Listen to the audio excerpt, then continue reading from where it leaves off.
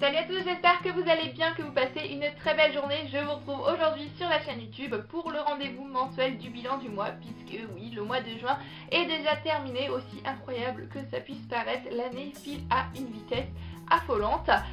Au mois de juin, j'ai donc lu 5 livres, c'est pareil qu'au mois de mai, ça fait un petit peu plus d'un livre par semaine. Je trouve que c'est quand même assez raisonnable avec toutes les choses que j'avais à faire en parallèle, même si bien évidemment j'espère pouvoir lire beaucoup plus au mois de juillet et au mois d'août, puisque je sais pertinemment qu'au mois de septembre, avec la rentrée, mon rythme de lecture va prendre une très légère, très petite claque.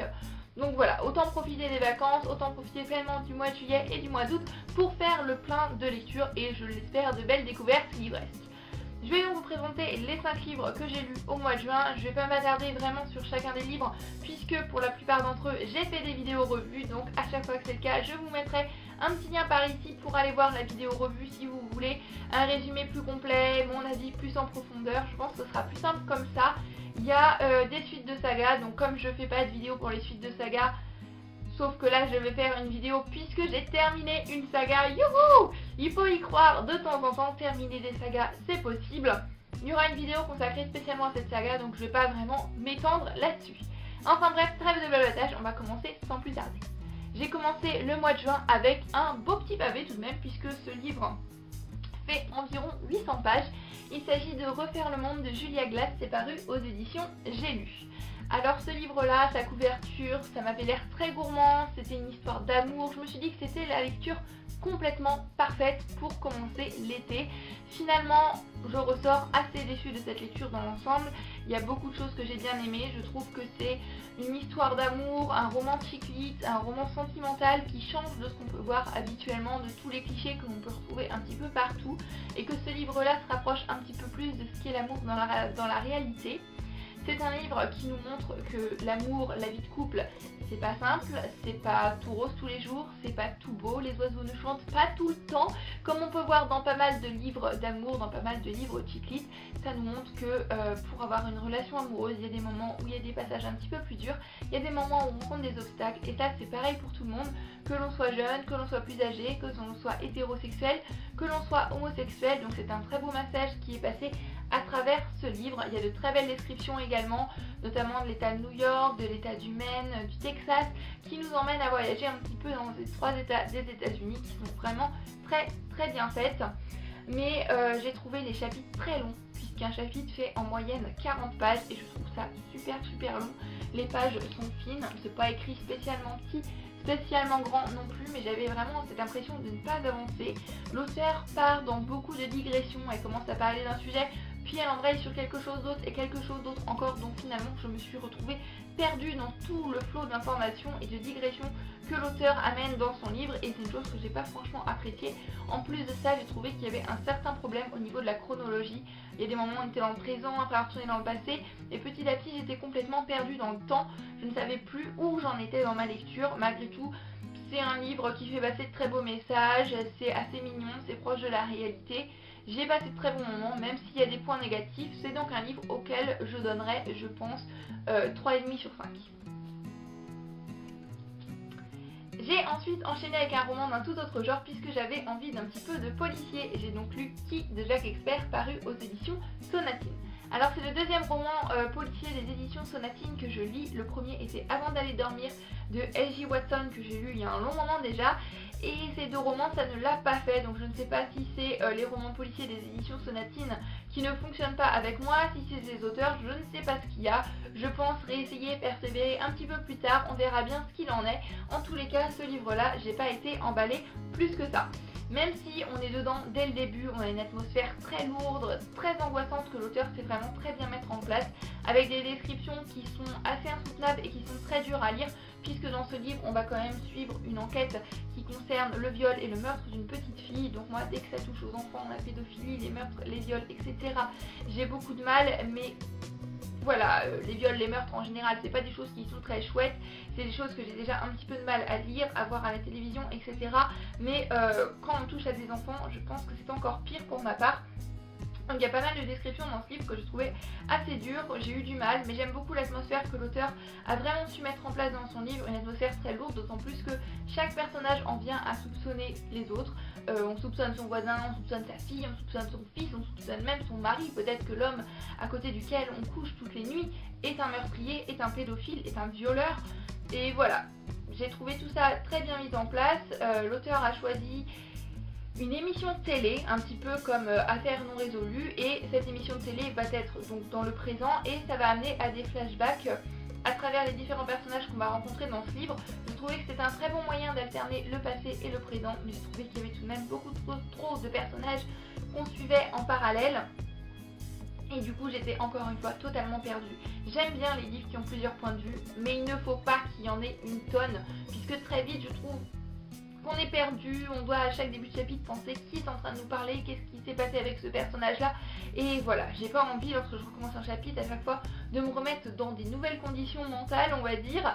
J'ai envie que ce soit fluide, j'ai envie que ce soit simple. Quand il y a 2-3 personnages ça va, mais quand il y en a 7-6 ça commence à être beaucoup et à être peut-être un petit peu trop.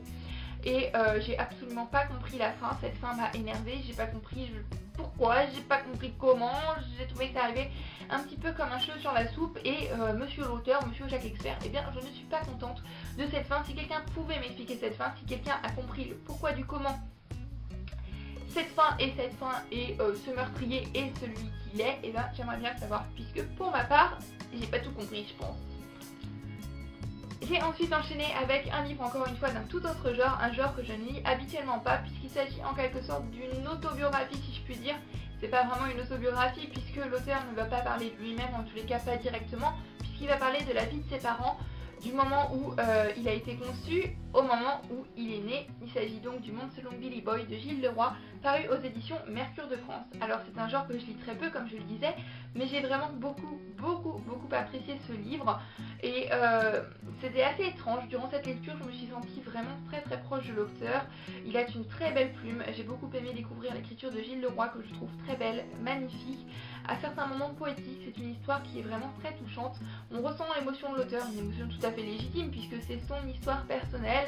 Et voilà, j'admire beaucoup sa mère Eliane qui est une femme admirable, qui a beaucoup de courage.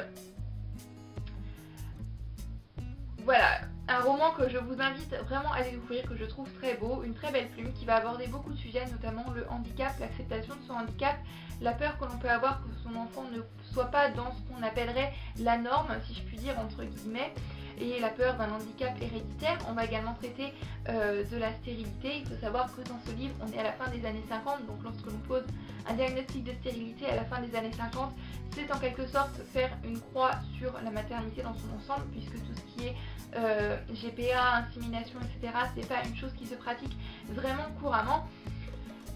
Et voilà, on sait que lorsqu'on est stérile à la fin des années 50, ça va être très difficile d'être mère. Un livre que j'ai vraiment beaucoup apprécié, je l'ai beaucoup aimé surtout parce que je trouve que l'auteur ne mêle pas de jugement dans ce livre, ne donne pas vraiment d'avis négatifs sur toutes les personnes qu'on va croiser à travers ce livre, même celles qui ont été ignobles envers lui, même celles qui ont mené la vie dure à ses parents et qui ont rendu la sienne vraiment difficile. Et bien finalement il reste assez subjectif, il montre les faits tels qu'ils sont et on en vient finalement à comprendre ces personnes, et je trouve ça tout simplement très beau de la part de l'auteur, puisque c'est sa vie personnelle, il pourrait en vouloir à ces personnes, il pourrait émettre un jugement mais il ne le fait pas.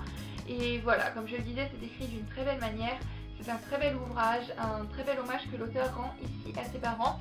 Ça m'a donné très envie de découvrir d'autres livres de Gilles Leroy, je pense notamment à Alabama Song qui est l'un de ses livres les plus connus, si ce n'est le plus connu, qui a d'ailleurs reçu quelques prix.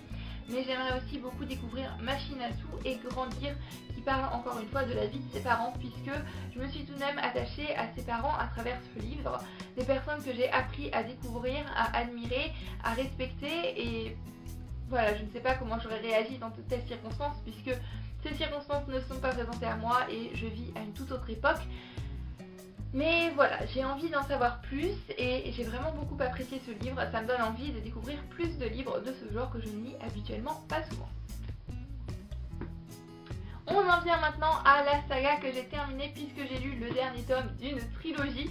Ça fait du bien de temps en temps de terminer des sagas puisque souvent on en commence beaucoup et on a l'impression que ça ne se termine jamais. Quand on aime une saga c'est tout aussi bien, mais il y a des moments où on termine une et bien ça fait du bien quand même.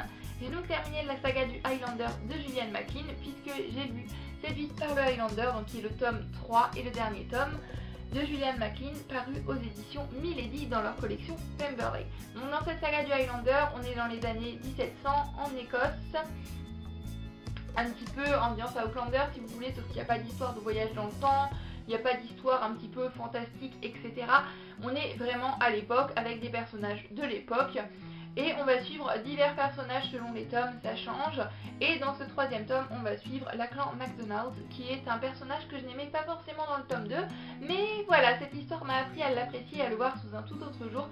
C'est ce que j'aime beaucoup dans ces romans. À chaque fois, c'est un personnage que j'aime pas forcément plus que ça dans le tome précédent. Et finalement, j'apprends à le connaître, j'apprends à découvrir ses sentiments, à le voir sous un tout autre jour. Et je me dis que finalement, eh bien, ce personnage, je l'aime bien. Dans ce livre-là, on va aussi découvrir le personnage de Lady Catherine, qui est une femme qui a été retrouvée en Italie complètement perdue. Sa grand-mère dit qu'elle est héritière d'un grand domaine en Écosse, elle est donc revenue y vivre. Le problème c'est qu'elle est amnésique et qu'elle ne sait absolument pas qui elle est, si elle est vraiment cette Lady Catherine, si elle est complètement quelqu'un d'autre. Le jour où elle va rencontrer la clan MacDonald, eh bien sa vision va changer puisqu'elle va essayer de partir à la recherche de son passé. Elle a l'impression, elle ne sait pas tellement pourquoi, que la clan sait pourquoi elle a disparu, pourquoi tout s'est effacé de sa mémoire et va l'aider à retrouver son passé.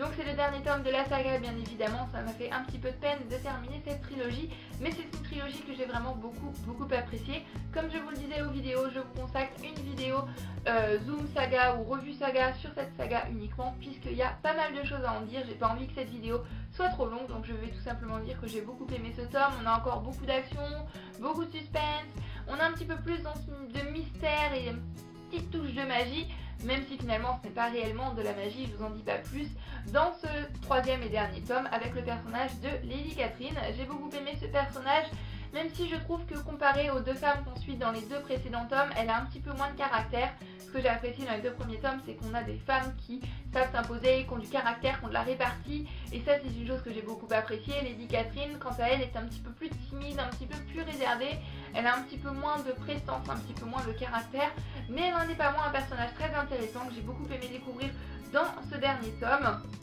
C'est un livre vraiment qui nous fait voyager en Écosse, qui nous fait voyager dans le temps.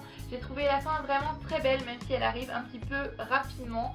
Je pense que c'est le tome que je préfère le moins de la trilogie. Néanmoins, j'ai passé une très belle lecture et c'est une saga que je peux que vous conseiller, dont on n'entend malheureusement pas parler. On entend beaucoup parler de la Outlander. C'est le truc qui fait le gros buzz, si je puis dire, mais cette saga-là, on n'en entend pas du tout parler. Pourtant, je vous assure qu'elle vaut le détour. Et pour terminer le mois de juin, en fait à cheval sur juin et juillet, mais vu que j'ai plus lu en juin qu'en juillet, j'ai choisi de l'inclure dans cette vidéo. J'ai lu Le combat de l'épouvanteur, qui est le tome 4 de la saga de l'épouvanteur, écrit par Joseph Delaney et paru aux éditions Bayard Jeunesse. Vous le savez maintenant, tous les mois j'essaye de me lire un tome de la saga de l'épouvanteur, qui est une saga que j'aime vraiment énormément. En grosse trouillarde que je suis, c'est justement parfait, c'est une saga jeunesse, même si je trouve que ce tome-ci était plus sombre que les précédents. J'ai l'impression que plus on avance dans la saga, plus Tom grandit et plus la saga devient sombre. J'ai beaucoup apprécié ce tome également, j'ai eu ma petite dose de frissons. Et même si vous n'aimez pas la jeunesse, je pense que c'est une saga que je peux vous recommander. Je suis d'accord, c'est de la jeunesse, donc il n'y a pas un vocabulaire forcément très recherché, très élaboré. Les phrases ne sont pas forcément très poétiques, etc. Mais c'est quand même un livre bien sympa, il y a de l'action, il y a du suspense, des histoires vraiment bien menées. Bon, il y a quelques petits points qui sont parfois un petit peu prévisibles, mais comme je le disais, j'ai eu ma petite dose de frissons, je me suis fait mes petites frayeurs, c'est toujours aussi addictif que les tomes précédents, donc j'ai hâte de poursuivre la saga, une saga dont je tombe de plus en plus amoureuse, et voilà, je me dis qu'il y a encore une petite dizaine de tomes devant moi, donc j'ai encore plein de bons moments à passer aux côtés de l'épouvanteur. J'en ai terminé pour cette vidéo bilan du mois, j'espère qu'elle vous aura plu. N'hésitez pas comme d'habitude à me laisser un petit message pour me dire ce que vous avez lu au mois de juin, si vous avez lu l'un des livres que je vous ai présentés, si vous avez envie d'en lire, votre programme pour le mois de juillet. Ça me fait toujours très plaisir d'échanger avec vous, de lire vos petits messages. En attendant la prochaine vidéo, je vous fais à tous plein de bisous. Prenez grand soin de vous et passez de très belles lectures. Bye bye.